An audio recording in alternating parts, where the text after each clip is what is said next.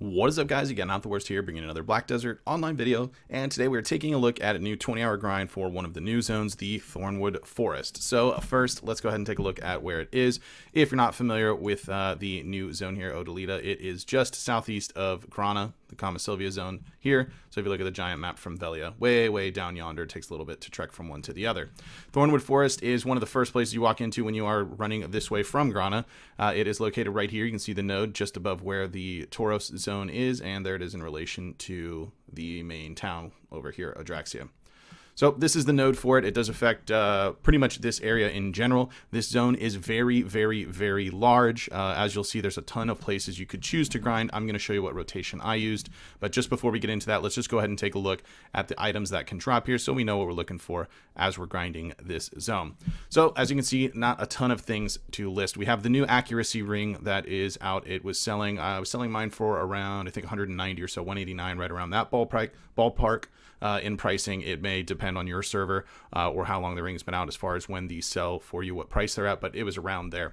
It does drop the Spectre's energy used for the Black Star helmet and armor. To get one of the new crystal items, the Akrad crystal, these do take a precision and 20 magical shards to create as well. So at the current price, they're around 80 mil. While I'm recording this, however, only like 4 or 5 have been sold, and I'm not selling any of mine if I'd even decide to later, because it's pretty expensive to make them and you will lose money just melting down BMCs for those magical shards alone. Plus precisions can be a little bit of a chore to get a hold of. Other than that, nothing else drops. You'll get Kaffir's dust and Blackstones, very good amount of Blackstones, but that's it. It's a real simple loot table, not a ton of other things going on. These are your money boys right here. If you end up selling this for 30 mil or making a Black Star, that's up to you from here. I just went ahead and factored them at 30 mil. I believe you can make more money actually turning them into a Black Star, but you know, again, your mileage may vary on that one. So yeah, just the Akrad and the Ominous Ring are what we're looking for in loot. Let me show you that, the rotation that I used. I do want to just caveat, there's probably 5 or more very viable rotations for this zone. This place is absolutely massive and very densely populated with mobs,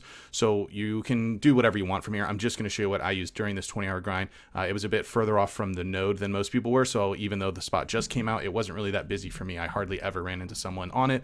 Of course, maybe everyone starts using this rotation a little bit more after the video goes out, but you know, we'll see. So as far as where I'm at, that is not the M button. Where I'm located is, you can see the node is right here, and then just east of this guy, Vertice, same answered, right? If you see the picture when you're zoomed in here, there's a little crossroads. So I park my horse right next to the little fence right there at that crossroads, and that's where we're going to begin this rotation from here.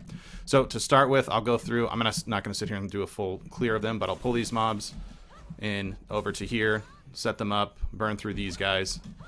Then I pull these into here, right next to these guys, burn through here, pull this guy with the giant little calc looking guy, pull them both groups down to here, kill them here, then they'll be dead. Then I'll pull this group and just walk on over. You don't need any special tricks, you literally just walk into the group and then over to the next group, and then you'll pull them in, and then I take this group and they'll follow me on over to this pack. You kind of get the idea. You're walking through a first pack and pulling them to a second pack, with one exception, which we're almost at.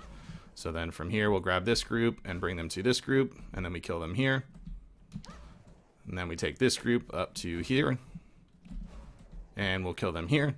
And then here it's a little bit different. On this one, if I have leftovers from that pack or whatever, I can kill them here. But mostly you just have a single pull pack. And then from here, you're going to start to notice you might be over clearing the area. So there's normally, although it looks like someone's here, you'll have 2 packs of mobs right here with also 2 elites in them. So you can come over here. I just recommend burning that Eye of Despair quickly, because it can very easily stun you quite a bit and quite frequently. So that's kind of your over clear pack to deal with those 2 packs there, and by then you'll get a respawn on these going from there. If you're exceeding like 6k trash, maybe you need to add another pack, but there's plenty to choose from there. Like I said, there's a lot of variation to this spot. It's not like it has to be this particular rotation at all. There's a ton of ways you can do it, tons of other rotations you can do, so a lot of flexibility with that. Unlike some other spots in the game, you're not going to run into that issue. Now, if you'll notice in that rotation, I was not talking about killing the elites, and the reasoning for that is the elites, not once did I ever get even a rare drop from them. Not to say that they don't drop it, just in my case, they did not drop a single rare drop. But more importantly, aside from their CC being kind of annoying, especially the giant wolf guy,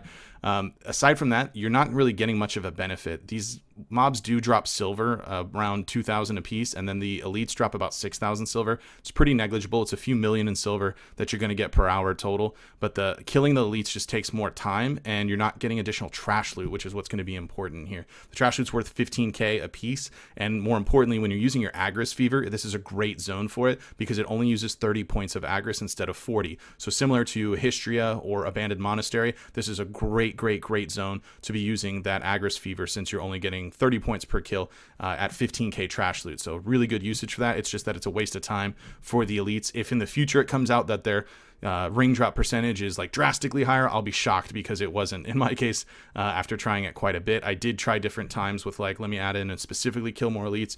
I would say just kill them naturally with the packs, and if they don't die or can't die in 2 more hits after you've cleared your pack, then just move on. It's not worth the time, to be quite honest. So with those things covered, let me next cover the buffs that I had on for this, so you keep that in mind. These were run with just blue loot scrolls. The trash loot numbers have no Agris in them. I did not factor any Agris hours into it for our trash loot with it. As far as ecology buff, we've got a 12% bonus on there. I did have Kama Blessing running at the entire time, and my pets, I do have the tier 4 item drop pet as well on there, so that was a bonus that was added to it. So those are all the loot bonuses that I was using. Just to note, because this always gets asked again, that's no Agris Fever blue loot scroll, no gold loot scrolls, no Agris Fever, just to be clear on that. So now that we got an idea of the zone, let's go ahead and take a look at the drops and see how we did. All right, so here we have our loot table. You can see we did about 165 mil in average, which you probably already knew because of the title. So a few things to point out here. Whether this was just incredibly bad luck for me, which I don't necessarily think so after running it through 20 hours, the crystal and ring drop rate is not that amazing. We can see I got a total of 5 rings across 20 hours, which means it comes out to about 1 in every 4 hours. I was averaging on this, these are inaccurate. I was averaging on this around 5,500 plus trash. We'll get the average here in just a sec.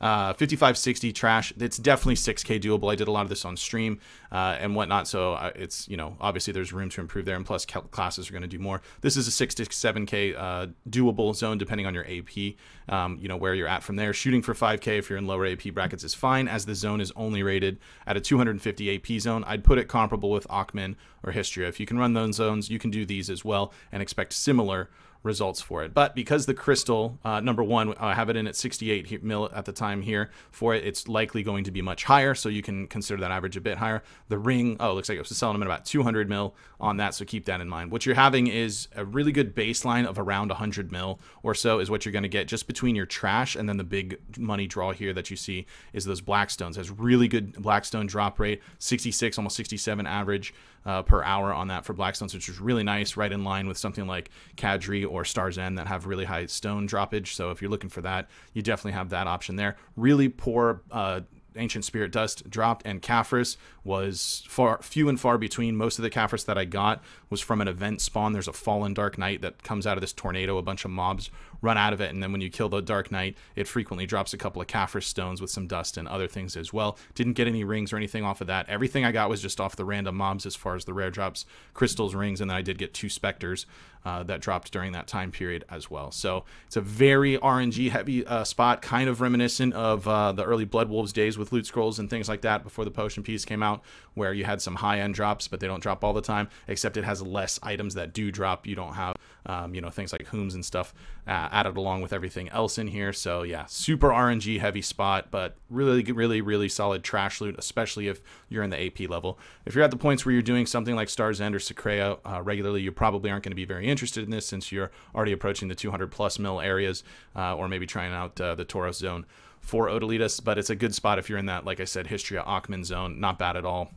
Just keep in mind, you need to be patient with these ring drops. It's not like you're going to go in there, run 1 or 2 hours or something, and then be like, oh, there's my ring. It's not going to happen. It's pretty infrequent. I didn't get my first one until my 5th hour in, and then another one after that, and another 5 hours before I got the other ones. They're very infrequent, and the crystal was completely abysmal to see. Just 3 in 20 hours, almost 1 per 7 hours. So don't expect it to just be raining rings unless you just get super lucky.